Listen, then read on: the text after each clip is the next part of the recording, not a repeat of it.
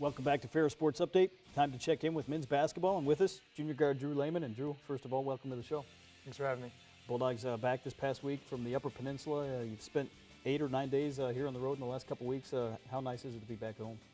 It's definitely nice to be back at home this week for a couple games. We had two tough road trips, going down pretty much as far as we could into Ohio and then all the way up to the UP. So we had 4 tough games, so it'll be nice to get a couple in at home, have a few more fans there, and a little better support.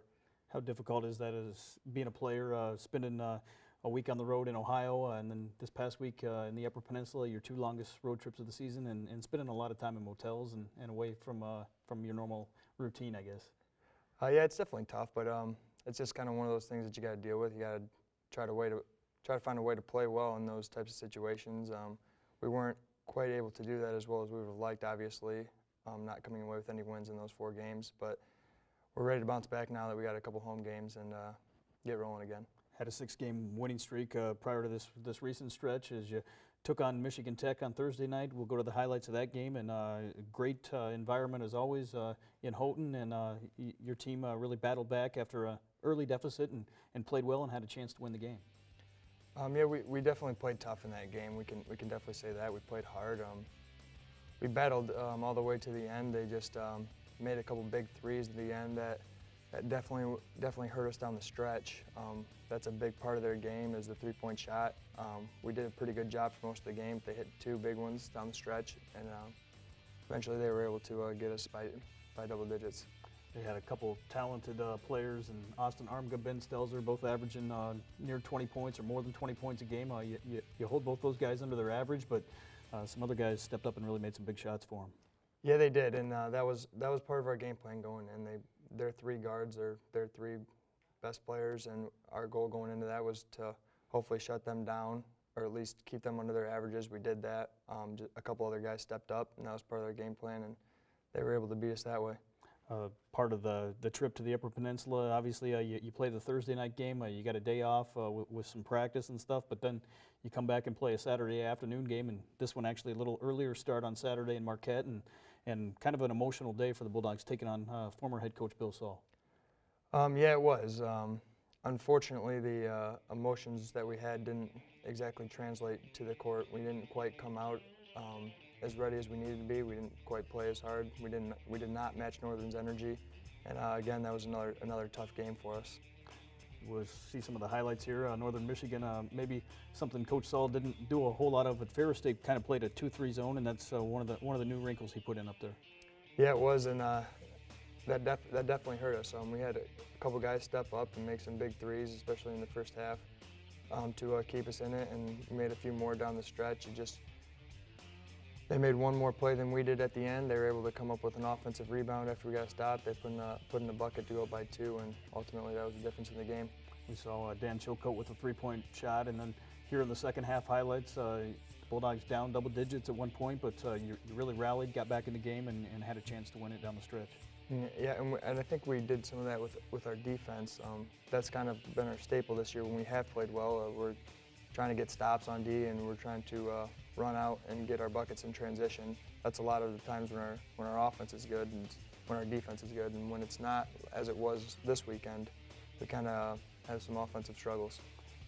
We'll see Jabril Jackson hit a couple big threes, and the Bulldogs got some big points from Matt Poaches. Here's one of Jabril's 3-point baskets, and one of the things you guys have done well at times is sharing the basketball and distributing the ball.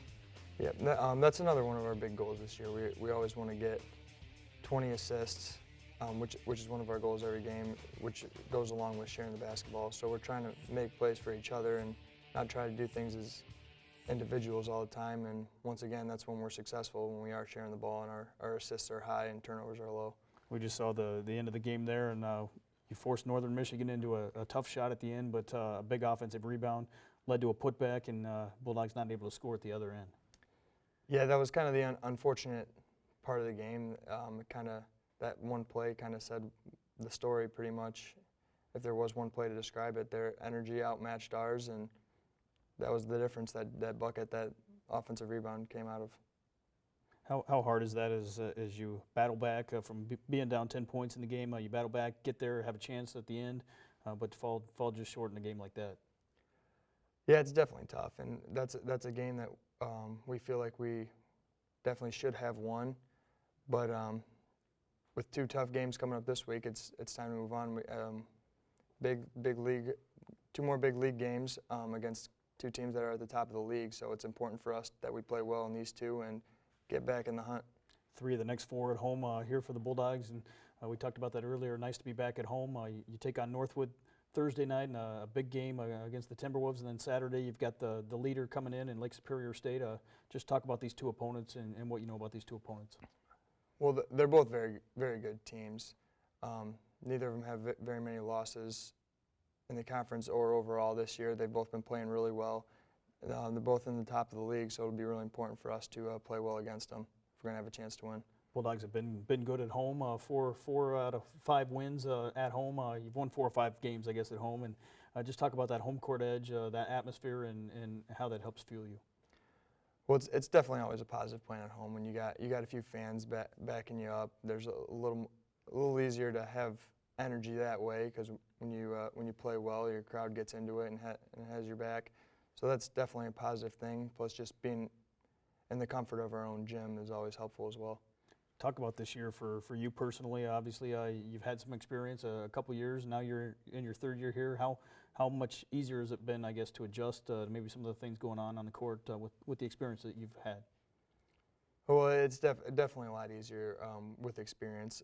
It's a little different for me this year with the new coach, adjusting the new system, just with some new guys. We're still trying to gel together that way, and it's still a long process for us as far as coming together and being as good as we can be.